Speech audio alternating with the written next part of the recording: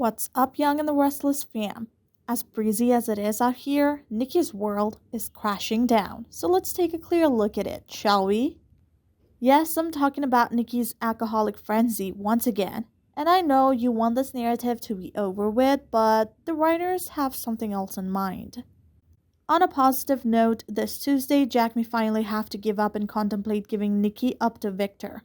Speaking of whom, Victor's love really shines through, as we see him doing all in his power to save Nikki from herself. It's honestly impressive how Nikki can outsmart the security team Victor's hired, but she can't outsmart Victor. After constantly dreading Jordan's threat, Nikki's going to find a way to slip out and into a bar so that she can get wasted. Now, Victor's no fool, so he will start putting two and two together soon. But in the meantime, Jack, along with Lauren Baldwin, will have to come to the blonde's aid. Lauren feels uneasy for some obvious reason. I mean, Nikki's running around town getting drunk while her family has no idea. So she tells Jack that they need to fill Victor in.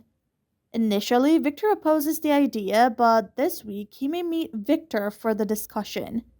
Now, fans are quite pissed at Nikki because she says she loves her family and doesn't want them to worry or be hurt, but her actions speak otherwise.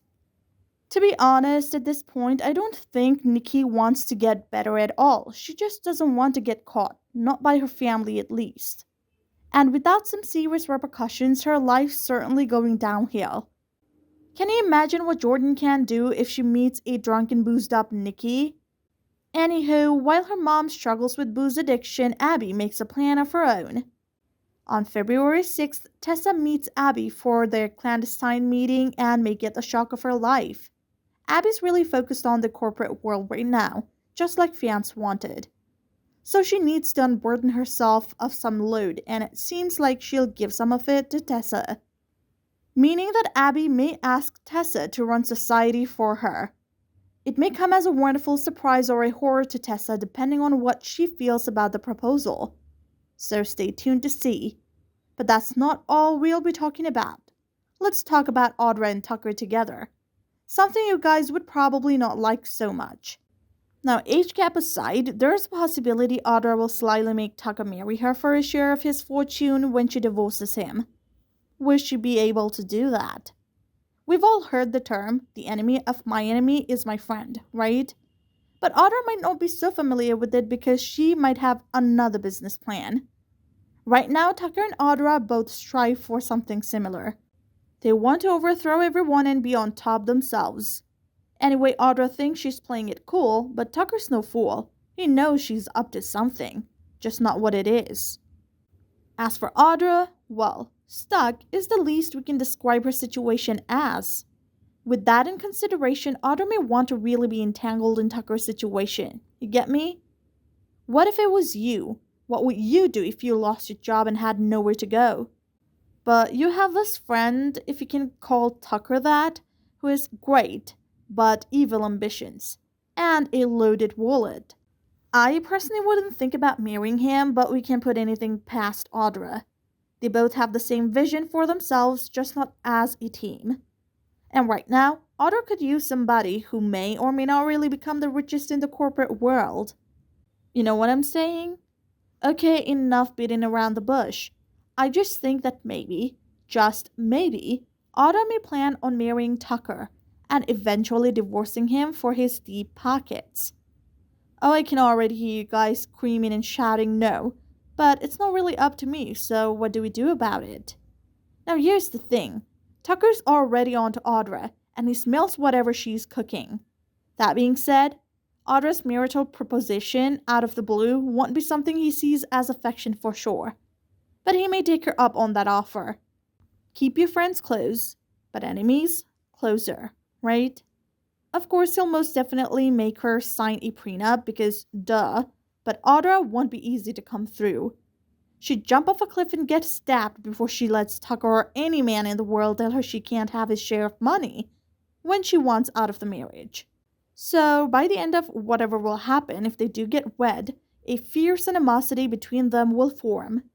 Tucker's already dealing with the fallout Ashley left behind, so he'd be damned if he let Audra get away with something so vile and immature. All in all, What started with a partnership to ruin Chabot may actually turn up in flames for both of them. Speaking of flames, I can't wait to talk about Amanda. She's returning alright, and when she does, let's just say she'll set ablaze a whole lot of lives. With her brightest smile, of course. The first thing that comes to mind when I say Amanda is definitely not trouble, but I can't say the same for Devon and probably Danny.